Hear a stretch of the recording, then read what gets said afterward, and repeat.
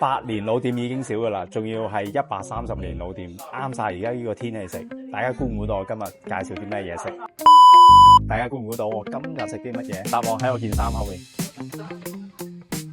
星期日嘅夜晚嚟到中環，就嚟到100年老店蛇王芬。入到蛇王芬，感覺就好似係唐人街入邊嗰啲中菜館，好似睇緊豬面歐陽嘅劇集一樣。呢間餐廳想介紹好耐，飲啖蛇酒補下個身先。呢度係自家製蛇酒。蛇王芬有3樣嘢係必食嘅，第一佢嘅燉湯，第二係蛇羹，第三係五腸飯。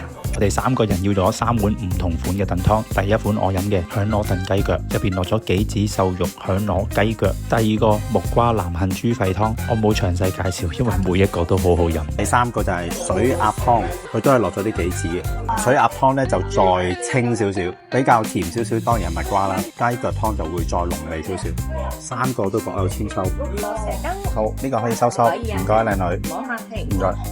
到今日嘅主角出場，蛇羹啊，上面好多脆卜卜，蛇羹有蛇肉、木耳絲、雞絲、薑絲，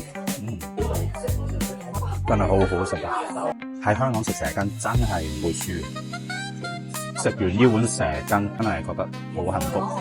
除咗食蛇，呢度有啲廣東菜都好食嘅，例如呢個炒滑蛋同埋呢個燻雞。燻雞一定要預先訂嘅。